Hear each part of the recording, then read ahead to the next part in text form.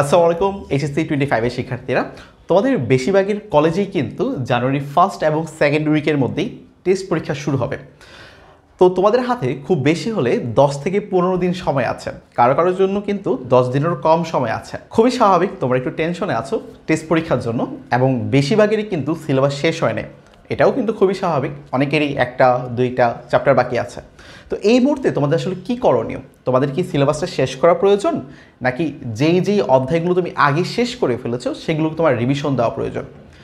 দেখো, নতুন কোনো চ্যাপ্টার যদি এখন তুমি শুরু করো, তুমি কি ওটার বেসিক অনুশীলনী শেষ করা এগুলোর জন্য কি ইনাফ টাইম পাবা? খুব ভালো করে কি তুমি ওই নতুন অধ্যায়টা তুমি শেষ করতে পারবা? পারবা না আসলে। তো নতুন একটা অধ্যায় শুরু করলে তুমি ওই অধ্যায়টা খুব ভালো করে শেষ করতে পারছো না, এবং রিভিশন দেওয়ার জন্য কিন্তু তুমি আর ইনাফ টাইম পাচ্ছ না, কারণ তুমি অলরেডি সময়টা নষ্ট করে ফেলছো। এখন রিভিশন দেওয়াটা কেন ইম্পর্টেন্ট লক্ষ্য করে দেখো তো, তুমি অধ্যায়গুলোকে শেষ করেছো, কিন্তু ওই অধ্যায়গুলোকে রিভিশন দিয়েছো কয়বার? একটা মজার ব্যাপার হচ্ছে কি, যেটা আমাদের সাথে হতো এবং সবার সাথে এই ব্যাপারটা হয়, গণিতের কোনো একটা চ্যাপ্টার যদি আমরা শুরু করি, মনে করি ওই চ্যাপ্টারটা শুরু করছি, ওই চ্যাপ্টারটা আমার শেষ হয়ে গেল, এই চ্যাপ্টার শেষে যখন আমি আরেকটা চ্যাপ্টারে যাব, ওই চ্যাপ্টারে যখন আমি মাঝামাঝি আছি, তখন কি তোমার ফিল হয় না যে আগের চ্যাপ্টারে কী কী জানি পড়েছিলাম, বেসিকটা আসলে খুব ক্লিয়ার না, ধোঁয়াশা হয়ে গেছে, বা অনুশীলনী ম্যাথগুলো আসলে কীভাবে করেছিলাম সেগুলো আমার মনে নেই? এটা কিন্তু খুবই স্বাভাবিক। তার মানে কি, যেই চ্যাপ্টার আসলে আমাদের শেষ হয়েছে সেইগুলোর কিন্তু আমাদের খুব ভালো করে মনে নাই। এখন এই চ্যাপ্টারগুলোকে যদি আমার ভালো করে রিভিশন না দিই, দেখা যাবে পরীক্ষার হলে যদি এখান থেকে কোশ্চেন আসে, কোশ্চেনটা আমার পরিচিত মনে হবে, কিন্তু ম্যাথটা আমি কীভাবে করব এটা কিন্তু আমার মাথায় আসবে না। তার মানে এখন নতুন কোনো কিছু আর আমরা শুরু করব না, কারণ ওই সময়টা আমাদের নাই। আমাদের এখন করতে হবে যা আমরা আগে পড়েছি, যে অধ্যায় আমরা আগে শেষ করেছি সেইগুলোকে সুন্দর করে রিভিশন দিতে হবে। তো রিভিশন দেওয়ার জন্য আমরা কী করব? বইটা নিব, বইটা নিয়ে ওই অধ্যায়টায় যাব যে অধ্যায়গুলো আমার শেষ হয়েছে, এবং তুমি ক্লাসের নোটটাও সাথে রাখবা এবং বইটা খুলবা, নোটের বেসিকগুলো দেখবা, বইয়ের বেসিকগুলো দেখবা।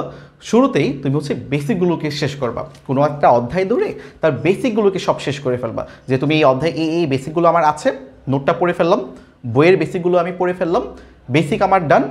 তারপর আমরা অনুশীলনীতে যাব, বইয়ের অনুশীলনীতে যাব, যেই বই পড়েছো সেই বইটা খুলবা, সেই বইটা খুলে বইয়ের অনুশীলনীতে যাবা, যে অনুশীলনীতে আমার কি কি ম্যাথ আছে, অনুশীলনীতে যতগুলো ম্যাথ আছে সেই সবগুলো ম্যাথ আমরা করব, সবগুলো ম্যাথ আমরা সিরিয়ালি দেখা শুরু করব, যেগুলো তোমার করার প্রয়োজন মনে হবে সেই ম্যাথগুলো তুমি করে ফেলবা। তার মানে কি, তোমার বেসিক হয়ে যাচ্ছে, তোমার অনুশীলনী শেষ হয়ে গেছে। এখানে কিন্তু তোমার একটা অধ্যায়ের 90% কভার হয়ে গেছে, 80 থেকে 90% তোমার এখানেই কভার হয়ে গেছে। কিন্তু পরীক্ষায় তো আমার আসে ভাইয়া এমসিকিউ আর সিকিউ। আমি এখন এখানে কি করব? লক্ষ্য করে দেখো, প্রতিটা বইয়েরই কিন্তু অধ্যায়ের শেষে এবং বইয়ের একদম শেষে অধ্যায় ভিত্তিক এমসিকিউ দেওয়া থাকে, এবং অধ্যায় ভিত্তিক কিন্তু সিকিউ দেওয়া থাকে, এবং তোমাদের সবার কাছে কিন্তু আসলে টেস্ট পেপারও আছে, তোমার টেস্ট পেপারের হেল্পও নিতে পারো এই ক্ষেত্রে। তো তোমরা অধ্যায় ভিত্তিক যখন সিকিউগুলো দেখবা আসলে সিকিউগুলো কিন্তু আসলে অনুশীলনীর ম্যাথগুলোকে একটু মডিফাই করে কিন্তু সিকিউ করা হচ্ছে। তাও সিকিউ কিন্তু তোমার আসলে হয়ে যাচ্ছে অনুশীলনীর ম্যাথগুলো তুমি যদি খুব ভালো করে পারো। আর এমসিকিউ ব্যাপারটা কি, তোমার যে বেসিক ভালো থাকে আর অনুশীলনী ম্যাথগুলো তোমার যদি খুব ভালো করে করা থাকে, এমসিকিউ কিন্তু তোমার জন্য খুব একটা ব্যাপার হবে না। কিন্তু এমসিকিউ সমস্যা হচ্ছে সময়ের ব্যাপারটা, যার জন্য তোমার আসলে এমসিকিউ খুব বেশি করে প্র্যাকটিস করতে হবে। তো এইভাবে তুমি যদি আগাও, যে অধ্যায়গুলো তোমার আসলে পড়া হয়েছে সেগুলো যদি ভালো করে রিভিশন দাও, যে এই অধ্যায় থেকে যেই কোশ্চেনই আমার আসুক না কেন টেস্টে, আমি এটা অ্যান্সার করতে পারবো, ওইখান থেকে আমার নাম্বার কাটা যাবে না, তাহলে দেখবা যে আসলে টেস্টে তুমি একটা ভালো মার্ক কিন্তু পেয়ে যাচ্ছ, একটা ভালো মার্কস তুমি পেয়ে যাবা। তারপরে টেস্টের পরে তোমার আসল কাজ শুরু হবে, যে অধ্যায়গুলোকে তুমি আসলে বাদ দিয়েছো সেইগুলোকে আসলে তোমার এখন শেষ করতে হবে।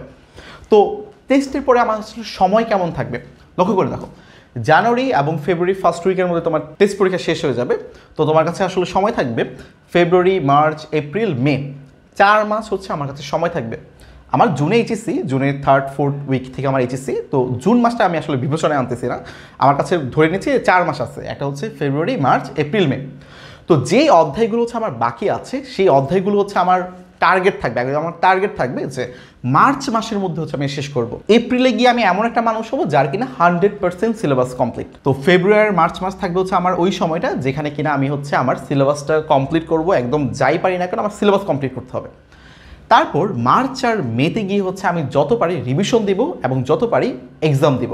এতে করে আমরা বুঝতে পারবো যে আসলে আমাদের রিভিশন কেমন হচ্ছে বা প্রিপারেশনটা কোন পর্যায়ে আছে। যত বেশি আমরা এক্সাম দিব তত বেশি আমরা বুঝতে পারবো।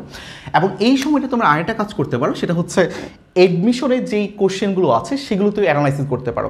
ইঞ্জিনিয়ারিং কী ধরনের কোশ্চেন আসে, ভার্সিটিতে কী ধরনের কোশ্চেন আসে, এগুলো তুমি একটু অ্যানালাইসিস করবা কোশ্চেন ব্যাংক থেকে। তো তখন তোমরা একটু লক্ষ্য করবা যে আসলে এডমিশনের পড়া আর এইচএসসির পড়া কিন্তু আসলে একদম 90% সিমিলার। কেউ যদি এইচএসসিতে খুব ভালো করে পড়ে, এইচএসসির বেসিক যদি খুবই ভালো ক্লিয়ার থাকে, সে কিন্তু আসলে এডমিশনের ওইখানে প্রিপারেশন 90% শেষ। কারণ এইচএসসির পরে কিন্তু তোমাদের আসলে এডমিশন, তো দেখা যাবে তুমি এডমিশনের জন্য একটু আগায় থাকতে পারবা, আর তোমার নিজের হচ্ছে একটা কনফিডেন্স বিল্ড আপ হবে। তো এই সব কিছুই আসলে তোমাদের কভার করা হবে আমাদের 10 মিনিট স্কুলের এসএমপি কোর্সে, শেষ মুহূর্তের প্রস্তুতি কোর্সে। তো এই কোর্সে হচ্ছে যাদের আসলে এখনও অনেক কিছু বাকি আছে, বেসিক বলো, রিভিশন বলো, এমসিকিউ সিকিউ সলভ করা বলো এবং মডেল টেস্ট বলো, সব কিছুই কিন্তু তোমরা পেয়ে যাবা এসএমপি কোর্সের মাধ্যমে।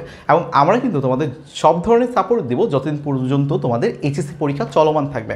তো এই যে এসএমপি কোর্স, এই এসএমপি কোর্সের ওরিয়েন্টেশন লাইভ ক্লাস শুরু হবে, সেটা হচ্ছে ডিসেম্বর 29 তারিখে, এই যে রবিবারে সন্ধ্যা 6টায়। তো সবাই একটু জয়েন হয়ে যেও, সেখানে আমরা আরও ডিটেলস আলোচনা করব ওই কোর্সে আসলে কী কী থাকছে।